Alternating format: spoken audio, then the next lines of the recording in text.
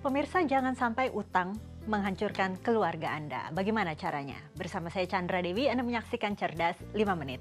Dan di studio Metro Manulife saat ini saya telah ditemani oleh Bapak Norman Tetelepta, Head of Business Development and Credit Life dari Manulife Indonesia. Selamat pagi Pak Norman. Selamat pagi. Pak Norman, pagi ini kita mengangkat sebuah contoh kasus ini Pak. Ada sebuah keluarga yang selalu bertengkar diakibatkan terlilit hutang. Nah, ini bahkan mereka sampai kehilangan rumah tempat mereka tinggal yang telah susah payah mereka bangun. Bagaimana pandangan Pak Norman mengenai ini? Betul, jadi memang banyak penelitian telah dilakukan yang telah menunjukkan bahwa kalau hutang itu tidak bisa di-manage dengan baik, maka bisa mengakibatkan rumah tangga hancur, terjadi perceraian, percekcokan terus antara suami istri, bahkan harta yang kita miliki bisa hilang. Pada waktu kita mengambil hutang atau mengambil pinjaman, hal yang paling penting kita harus tanamkan dalam pikiran kita adalah saya juga harus sampaikan hutang itu atau komunikasi antara suami istri harus jelas. Atau keluarga harus tahu bahwa saya mengambil ini dalam bentuk pinjaman. Sehingga kalau sampai terjadi apa-apa, ini loh yang bisa dilakukan. Apalagi kalau saya sampaikan juga bahwa pinjaman ini ada asuransinya, jadi sudah lebih aman. Nah, itu sesuatu yang sangat penting untuk dikomunikasikan. Jangan sampai nanti keluarga bingung. Sehingga itu yang dikatakan tadi, sudah banyak hutang, tidak bisa diatur pembayarannya, akhirnya besar pasak daripada tiang, rumah tangga berantem terus. Jadi hutang ini bisa menimbulkan banyak sekali dampak negatif ya Pak. Tapi jika kita sudah terlanjur terlilit hutang, lalu kita harus bagaimana? Yang sering kita dengar adalah bahwa kita harus hadapi hutang itu. Ya bagaimana caranya? Diskusikan dengan lembaga pemberi pinjaman tadi.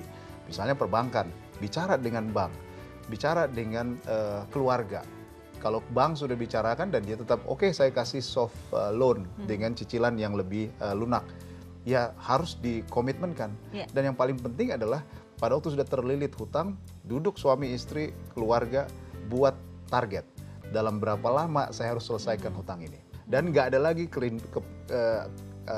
selera untuk saya mau pakai untuk hal-hal yang konsumtif, mau beli ini. Nah, sudah tidak.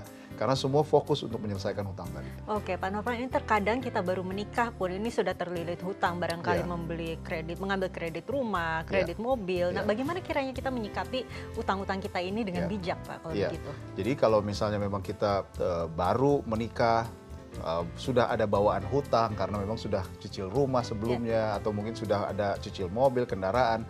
Nah, itu semua harus terbuka. Jadi saya selalu katakan bahwa suami istri harus tahu hutangmu adalah hutangku, uangmu adalah uangku juga. Harusnya punya prinsip seperti itu. Sehingga pada waktu nanti terjadi masalah, entah debt collector datang misalnya suatu saat. Jadi jangan sampai nanti, oh itu bukan saya, itu saling salah menyalahkan. Nah itu jangan. Jadi kita harus selesaikan, kasih tahu bahwa ini ada bawaan hutang saya sekian. Maka kita harus selesaikan. Sehingga itu juga akan menekan tingkat konsumtif seseorang. Jadi orang kadang-kadang karena menganggap nggak punya hutang, si suami nggak punya hutang, jadi mau belanja terus. Padahal kalau dia disampaikan bahwa ini saya sedang ada masalah nih, terlilit hutang, atau hutang kita sekian besar, penghasilan kita hanya sekian. Maka bagaimana caranya? Entah dia harus kerja lagi tambahan atau mungkin cari sesuatu cara untuk menutupi hutang tadi. Jadi memang harus dibicarakan bersama dalam keluarga ya Pak ya. Tapi kiranya jika diurutkan, utang mana dulu yang harus dilunasi kalau begitu? Iya, jadi kalau ditanya diurutkan kembali, selalu saya sering katakan bahwa cari hutang yang bunganya paling besar. Itulah yang harus dibuat prioritas untuk tutupi. Jadi setelah di list, oh hutang saya ternyata 50 juta. Oh yang ini saya pinjam bukan dari bank yang memberikan bunga murah, tapi saya dapat dari yang mungkin tempat lain yang bunganya besar. Maka saya harus usahakan untuk menutupi hutang yang paling besar tadi bunganya. Nah kemudian pelan-pelan saya akan selesaikan satu persatu dengan hutang-hutang yang lain. Tapi cara yang paling utama adalah, yang paling penting adalah duduk, selesaikan. Buat prioritas, targetnya kapan harus selesai. Seperti itu. Baiklah, terima kasih Pak Norman atas waktu dan juga informasinya ya Pak ya. Dan pemirsa, demikianlah Cerdas 5 Menit, Cerdas Finansial untuk episode kali ini. Saya Chandra Dewi, terima kasih, sampai jumpa. Dipersembahkan oleh